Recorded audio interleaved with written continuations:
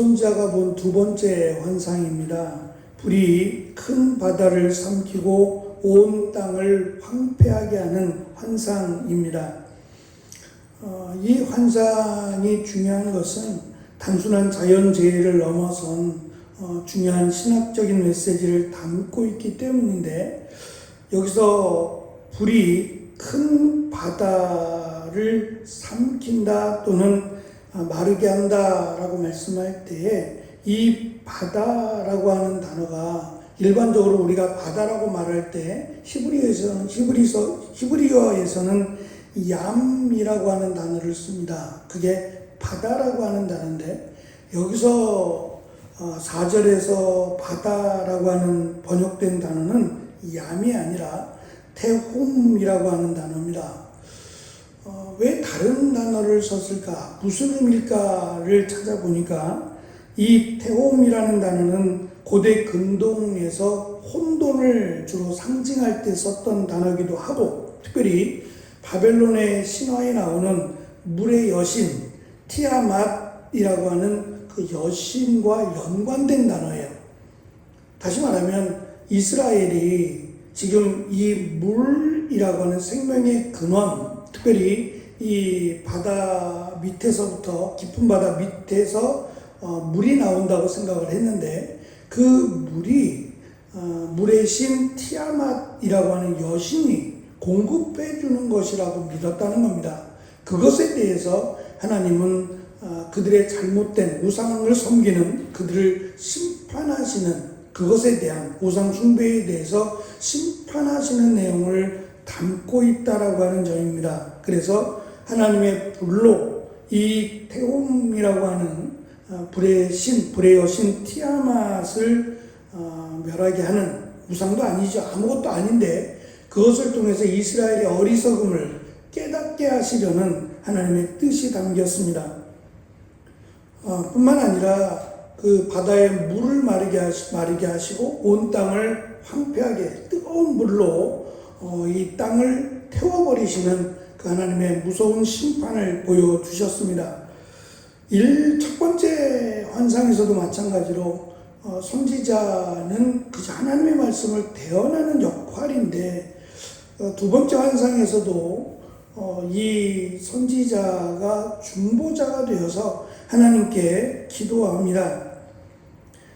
5절에서 주 여호와여 그치옵소서, 그치게 해주십시오. 야곱이 미약하오니 어떻게 서리이까? 라고 간구합니다. 미약하다라고 하는 이 말은 작다라고 하는 말입니다.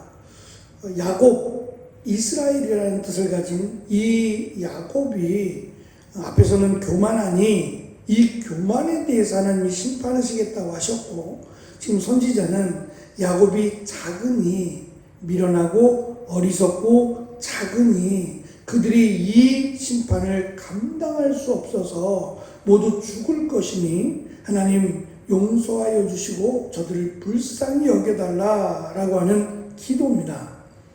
이 기도를 들으시고 하나님께서 6절에서 이것이 또한 이루어지지 아니하리라 라고 하나님의 계획을 철회하셨어요. 하나님께서 자신의 계획을 철회하신다라고 하는 이 개념은 하나님의 불완전함이나 또는 인간적 의미에서의 후회를 하는 게 아닙니다. 하나님의 계획이 미비해서 부족해서 그 계획을 바꾸시겠다고 하는 게 아니라, 하나님이 말씀하신 법대로, 기준대로 하면 저들이 심판을 받아 마땅합니다. 누구도 항변할 수 없을 정도로 기준대로, 하나님이 세우신 기준에 의하면 심판이 마땅하고 또 멸망케 하시는 것이 합당합니다. 그런데 하나님께서 그 기준대로, 세우신 기준, 세우신 법대로 행하는 것이 아니라 하나님께서 자비와 긍휼하심으로, 마치 자녀를 향한 부모의 애틋한 마음처럼 자기 백성을 향한 하나님의 깊은 사랑을 지금 표현한 것이지, 하나님의 어떤 계획이나 하나님의 뜻이 불완전하다거나 또는 미비하다라고 하는 것이 아니다라는 것을 우리는 기억해야 됩니다. 특별히 아모스 선지자는 용서하소서 2절에 보면 저들의 죄를 용서하소서라고 말하지만 하나님은 재앙을 거두겠다라고만 반복해서 말씀합니다. 이는 용서와 또 재앙을 초래하시는 것이 별개의 문제라는 겁니다. 하나님의 긍휼하심과 자비하심으로 재앙을 초래하기는 하시지만 저들의 죄를 용서하신 것은 아니다라는 겁니다. 다시 말하면 우리가 다른 이들을 위해서, 나라와 민족을 위해서 얼마든지 중보기도 할 수 있습니다. 그래서 그들에게 임할 하나님의 심판과 재앙을 유보할 수는 있어요. 그러나 죄사함은 안 돼요. 죄사함은 반드시 당사자가 해야 됩니다. 그래서 기도라는 것은, 중보기도뿐만 아니라 기도라는 것은 본인도 해야 됩니다. 제가 허영지 성도님을 만났을 때에도 그 말씀을 드렸어요. 교회가 기도합니다. 교회가 하나님의 은혜를 구하고 또 믿음을 달라고 기도합니다. 하지만 반드시 본인도 기도해야 됩니다. 본인도 예수님을 만나고 예수님 앞에 본인의 잘못된 것이나 또는 믿음이 없음을 고백하고 믿음을 달라고 반드시 본인도 기도해야 됩니다. 라고 말씀을 드렸어요. 우리가 할 수 있는 것은 사실 거기까지입니다. 중보기도라는 것이 그 사람의 죄를 용서해 주는 기능은 없어요.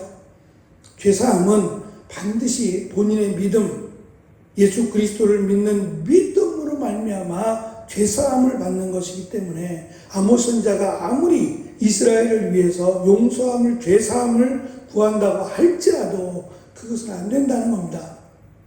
다만 하나님이 아모스 선지자의 기도를 통해서 하나님의 심판을 유보하시거나 철회하시는 것은 가능하다라고 하는 것을 오늘 우리가 읽은 첫 번째 재앙과 두 번째 재앙을 통해서 가르쳐 주십니다. 하나님의 심판의 계획이 메뚜기 떼와 불의 심판으로 불로 인해서 심판하시겠다는 것이 하나님의 뜻이었는데 선지자의 중보 기도로 야곱이 미약하다, 야곱이 어리석다라고 하는 중보 기도를 통해서 하나님의 계획이 미루어졌습니다. 그것도 은혜입니다.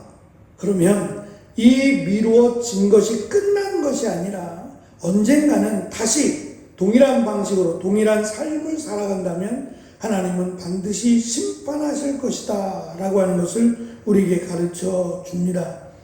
메뚜기 떼의 이 재앙과 불의 심판이라고 하는 두 환상은 하나님께서 이스라엘의 파괴, 멸망을 계획하셨지만 아모스 선지자의 중보 기도로 그 기도를 들으시고 자비를 베푸셨다라는 점을 우리에게 강조합니다. 그래서 지도자들이 나라를 위해서 또 국민들을 위해서 기도하는 것이 은혜이기도 하고 마땅하다라고 하는 것을 가르쳐 주지만 죄사함이라고 하는 죄 용서는 반드시 개인과 하나님과 개인과의 문제임을 강력하게 시사를 하면서 이 교만은 반드시 멸망이다라고 하는 사실도 우리에게 강조를 하고 있습니다.